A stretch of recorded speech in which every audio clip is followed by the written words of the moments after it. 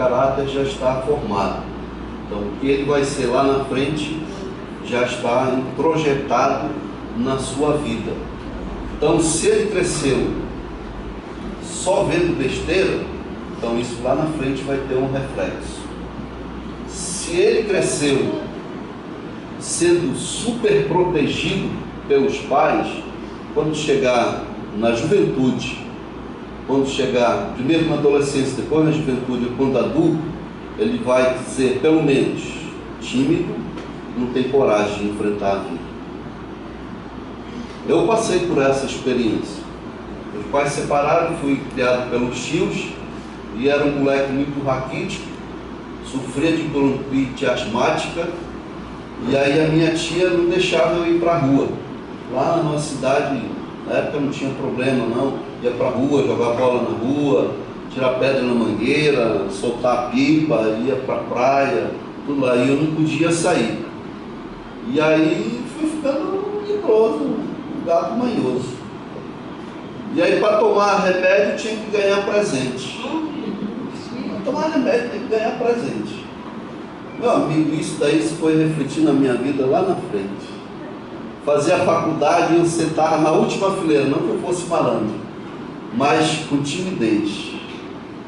E se era para fazer uma pergunta, eu não perguntava. Eu me tremia todinho. Eu tenho uma vara verde.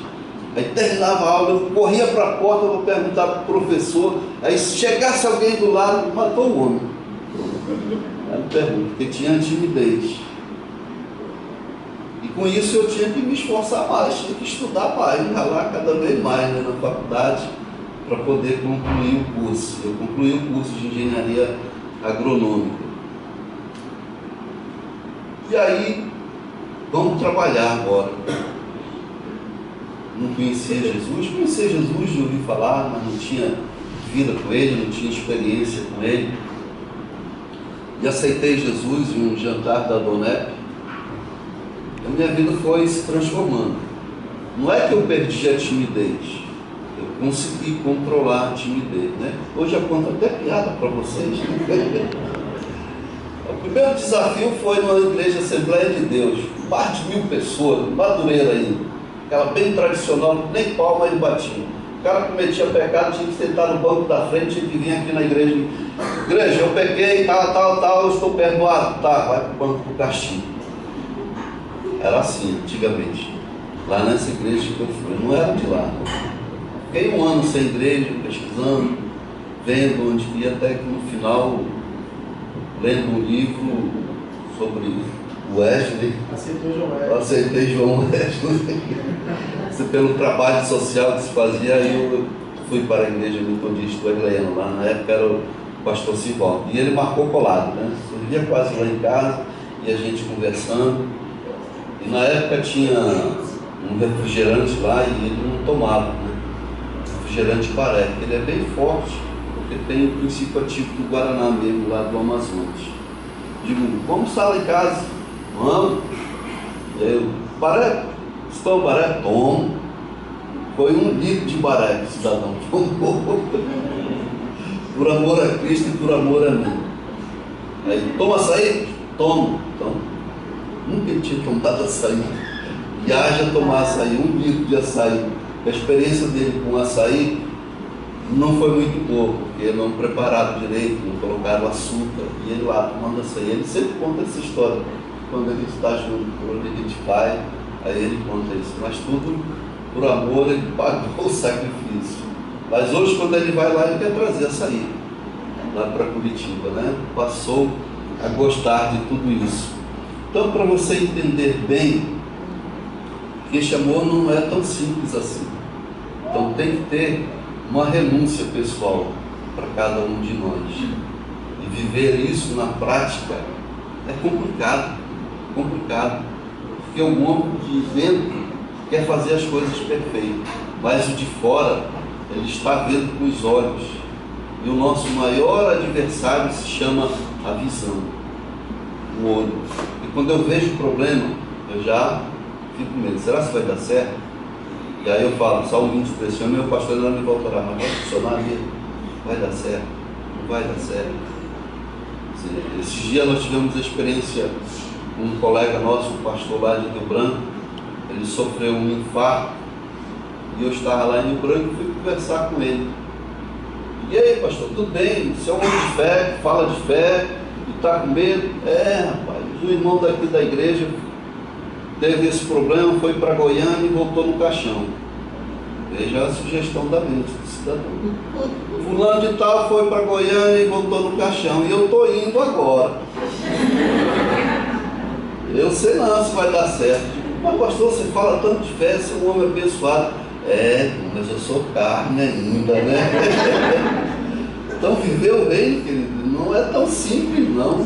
Viver o amor de Deus não é tão simples não. Porque ainda nós somos carne. Temos essas emoções, não somos ET. Nós estamos num mundo onde tudo está acontecendo, né? É possível nós vivermos? Mas tem dificuldade, por isso que a Bíblia diz, no mundo tereis aflição, mas tende com ânimo, porque eu venci o mundo, Jesus venceu o mundo. Mas não é tão simples. Até Jesus, na hora H, ele disse, Pai, se é possível, afasta de mim esse cálice. Ali ele estava como um homem mesmo. E outro cidadão também, que quando enfrentou a dificuldade, Moisés teve essa dificuldade. Outro que teve essa dificuldade, Elias, que mandou descer fogo do céu, e aí quando Jezabel se levanta, quem é o cara? Quem é? Traz ele aqui que eu vou matar o meu fígado dele. O que aconteceu com Elias? Fugiu. Viu as maravilhas de Deus, o que Deus fez, só porque a mulher disse que queria matá-lo, ele saiu correndo. Moisés, agoniado também, já não conseguia mais ouvir a voz do povo reclamando, queremos água, queremos comida, queremos água, queremos comida. E aí ele vai e conversa com Deus, Deus, se tu não resolver isso, me mata, não aguento mais. É um que fez aqueles milagres, 10 milagres, na hora do mar vermelho bateu, ele se abriu, mas não aguentou a pressão. E a pressão do dia a dia sobre nós não é fácil não. É a pressão em casa, é a pressão na igreja, é a pressão no trabalho.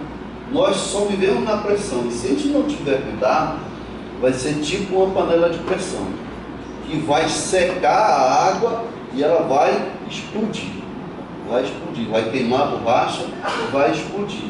Por isso que nós temos que estar sempre bebendo da água da vida, sempre se alimentando de Jesus Cristo de Nazaré.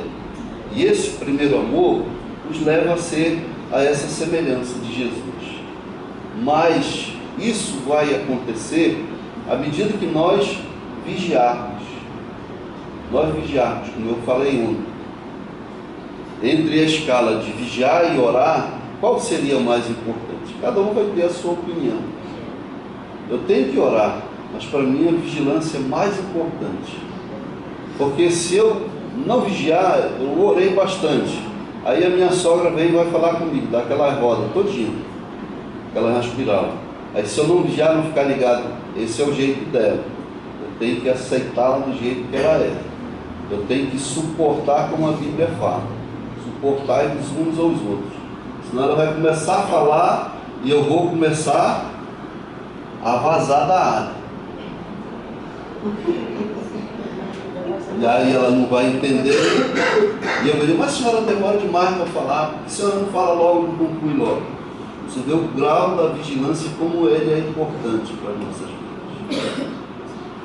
As besteiras que acontecem conosco é porque a gente não vigia. E o que está escrito na Bíblia, olhai e vigiai, depois vigiai e orai. O espírito está pronto, mas a carne, a alma, não está pronta. É a conformação que Paulo falou. A conformação. Como é que nós fomos formados? O próprio apóstolo Pedro, que já tinha a experiência com o Espírito Santo, mas de vez em quando ele dava um jugo sobre a igreja. E Paulo sempre o repreendia. Havia uma tradição dos judeus que quando voltava da rua, tinha que lavar a mão várias vezes para poder fazer a refeição. E Pedro não fez isso, mas estava botando jugo nas pessoas para fazer a circuncisão. E Paulo soube: que é isso, cara? Tu manda os outros fazer e tu não faz? Tem que fazer então. Lava tuas mãos. Tu quer o jugo para os outros, não quer na tua vida. Então, questão de vigilância. Porque essa vigilância nos dá a entender que nós somos fracos, que nós somos falhos, que não existe super-homem, não existe super-mulher, não existe super-crente. Aliás, o super-homem já morreu até, né? Caiu do cavalo, ficou paraplégico e morreu. Não existe super, só existe super-Jesus. Para você entender bem sobre o super-crente, o exemplo mais marcante que tem na Bíblia é do apóstolo Pedro. Jesus disse: Pedro, tu vais me negar. Que é isso, Pedro? Estou contigo e no ar, estamos juntos misturados. Pedro, tu vais me negar. Não vou nada, estou contigo. Nós dois somos um. Nós dois somos um. Pedro, tu vais me negar. Não vou nada, mestre. Eu fui o segundo homem que andei com esqui sem ter lancha nenhum. Tu foste o primeiro e eu fui o segundo. Jesus foi o primeiro que esquiou sobre as águas. Ele que lançou. Jesus era um cara que lançava moda demais e tinha um bom senso danado. E nós, como cristãos, sempre estamos de cara amarrada. Pensa comigo, o bom senso de Jesus, nós. O cego chegou para ele e perguntou: o que tu queres que te faça? Que pergunta, meu amigo. Eu vou na farmácia e vou pedir: quer pão, é? Quer carne? O cego foi lá para Jesus: o que tu queres que eu te faça? Não, estou com dor de cabeça.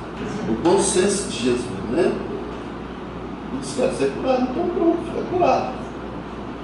Jesus andou sobre as águas e Pedro viu e disse: se é tu mesmo, mestre, eu também quero. E aí começou a ir. Na hora, o vento começou a subir, e aí ele ficou com medo, já ia afundando. Jesus esticou as mãos para ele e ele não morreu afogado. E na hora H, perguntaram: mas tu é um deles, está com ele? Não, estava de passagem por lá. Aí chegou uma empregada e disse: mas tu fala parecido com eles? Pai do Senhor, aleluia, glória a Deus. Não, é porque a renovação carismática também está fazendo isso agora, né? Não, é porque os maçons também dizem paz de Deus. Então você está confundindo. Aí chegou o terceiro, disse: não, mas eu te vi lá misturado com eles, tu estava junto e misturado. Não foi o problema. Aí o galo canta: cucu. Aí ele caiu na real. Ele não vigiou. Isso tinha que acontecer com ele para que não acontecesse comigo e não acontecesse com você, para que a gente fosse vigilante sobre as coisas. Não existe super crente, não existe super pastor, não existe super homem, não existe super mulher. Temos que estar vigilantes, vigiando 24 horas ao dia. E a Bíblia vai mais longe, diz que ninguém sabe a hora que o ladrão vai vir para roubar.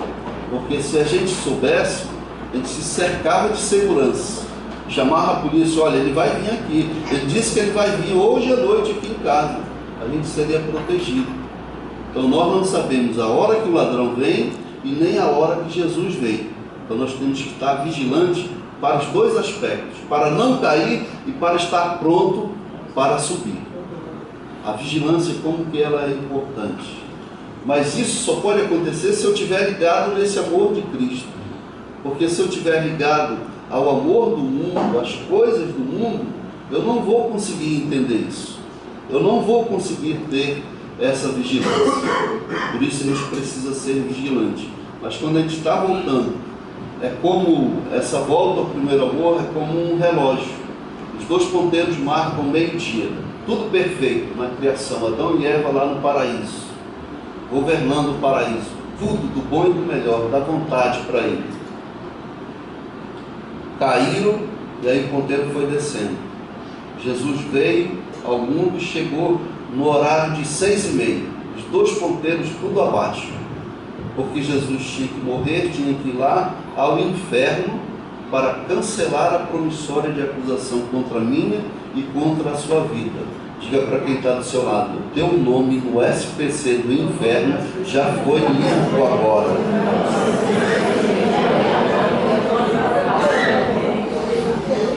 Lá no inferno há um SPC, viu? É o que nos diz Colossenses 2,14, que Jesus foi lá e cancelou a promissória de acusação contra a nossa vida. A promissória de acusação não é no céu, é no inferno. E quem protesta é lá no SPC, no Serasa, é lá. Estava lá, mas Jesus foi lá e tirou a promissória.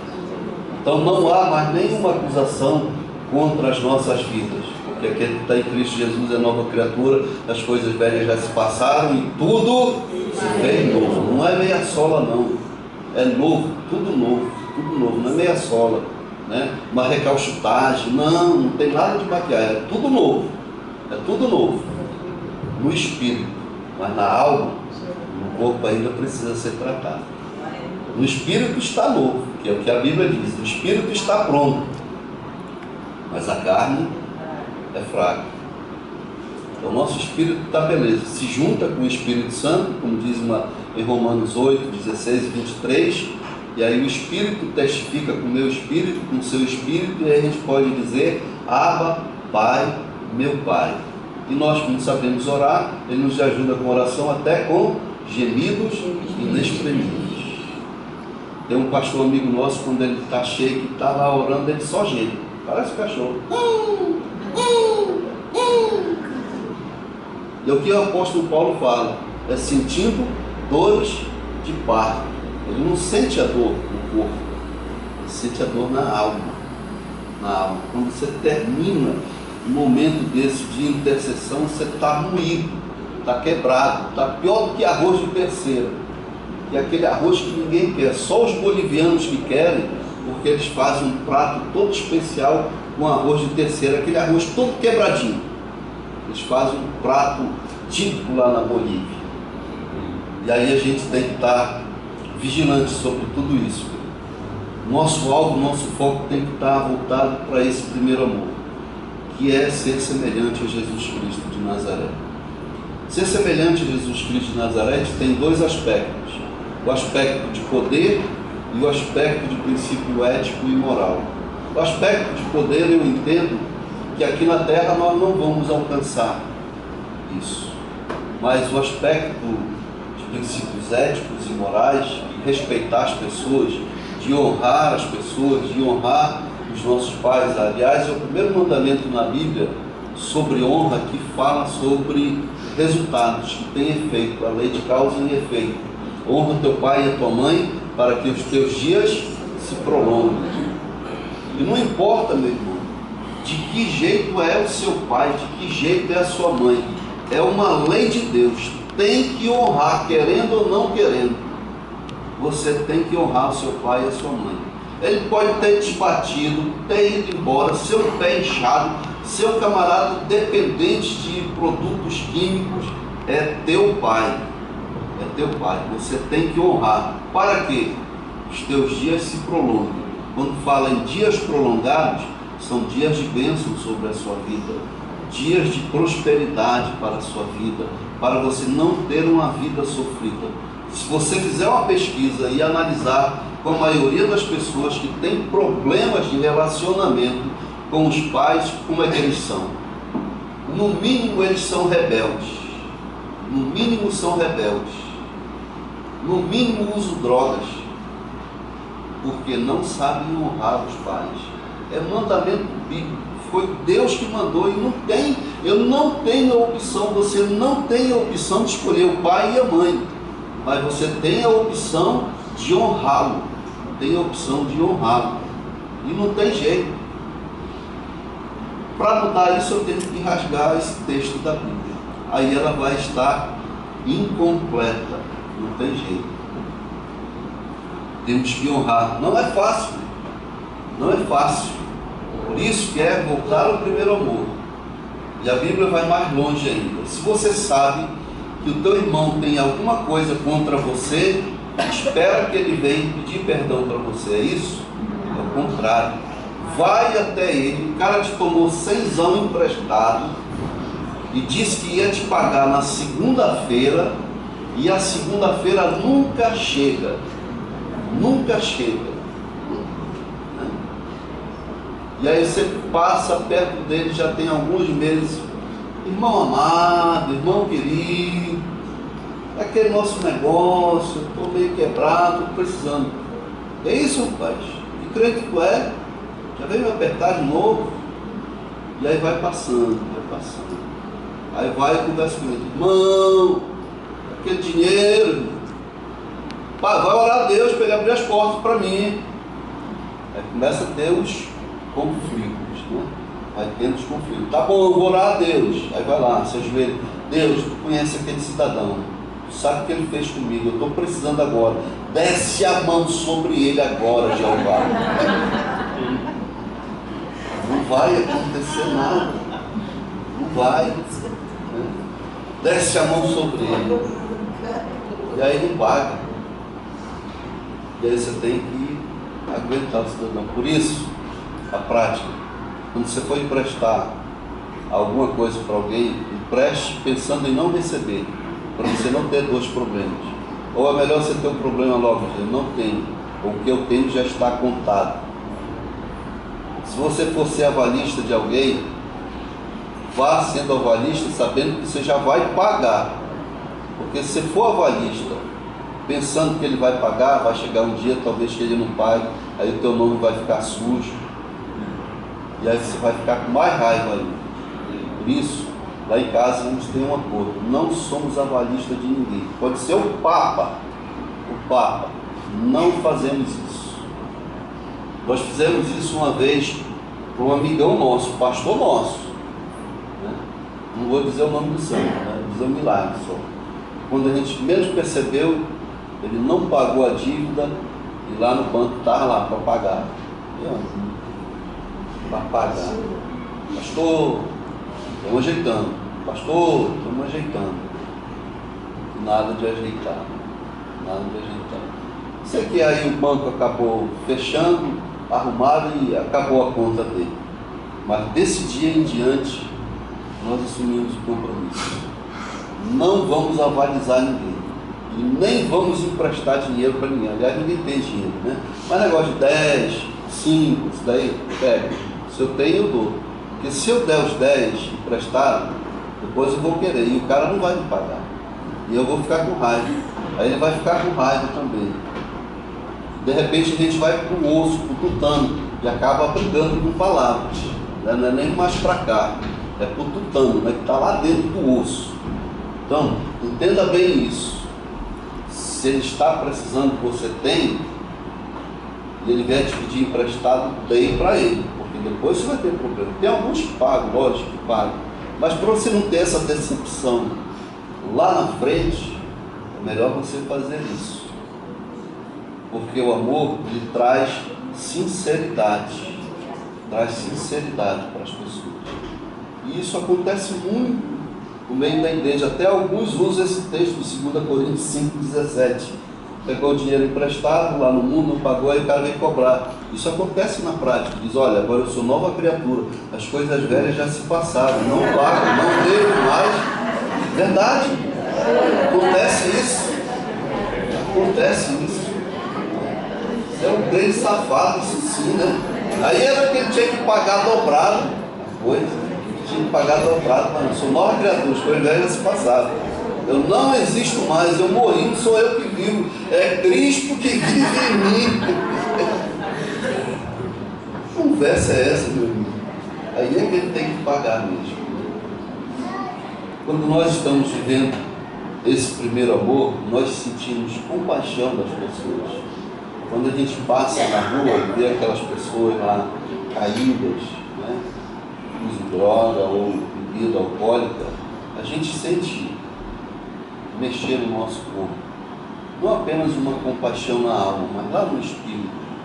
E aí a gente fica questionando com Deus, mas por que disso, Deus?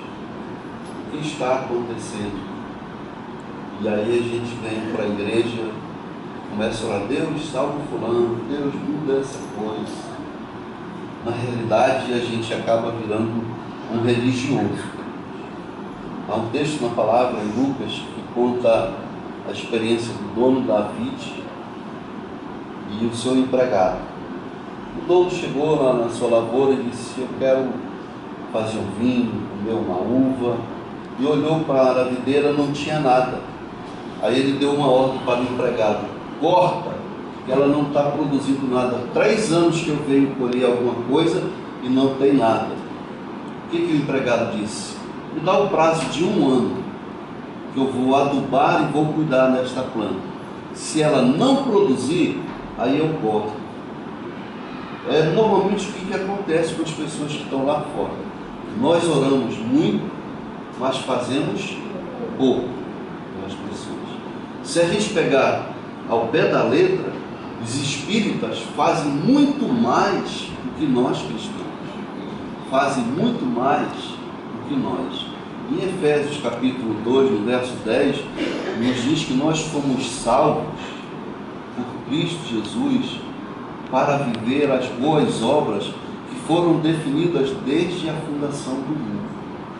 Desde a fundação do mundo. Então nós estamos aqui também para viver esse evangelho na prática, que é para o espírito, para a alma e para o corpo. Temos que viver isso. Agora não é tão simples, porque há um bloqueio dentro das igrejas de olhar só para si, não olha para fora. Uma vez nós fizemos uma peça, o pessoal do teatro da igreja, e foi uma outra denominação ministrar a peça. E tinha um figurante que ele se vestia de mendigo, né? Levava o marmitex e ficava comendo lá, como um mendigo mesmo. Aí chegou na hora lá, acho que é diácono lá também, mandou o cara sair. Não, pode sair daqui, não pode não. Eu sei que aí no final da peça vai lá e fala: o camarada deve ter ficado com a cara no chão quando viu aquilo. Muitas vezes acontece isso com a gente passa, Deus te abençoe, vai na paz, e a barriga do cidadão está lá, roncando, né? As finas engolindo as grossas lá. O amor nos leva a ter essa compaixão, a nos despojar de todo o nosso eu, para viver para nós e viver para o próximo. O problema é que nós não sabemos ser bons mordomos. Não sabemos ser bons mordomos das coisas de Deus. E Deus só dá as coisas para aqueles que são bons mordomos. Aquele que é bom mordomo, Deus vai dando bênção, vai dando prosperidade para eles.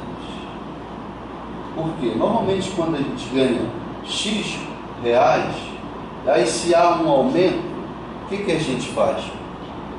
Se é a mulher, ela já quer trocar o sofá, trocar o fogão, trocar a geladeira. Se é ele, quer trocar o carro, quer trocar a moto, quer trocar a bicicleta. Eu conseguia viver, vamos dizer, com R$1.000. Fui abençoado, passei a ganhar 1.500. Os 500 era para mim ser um bom mordomo, estar investindo em alguma coisa. Mas eu sou levado pela mídia para gastar.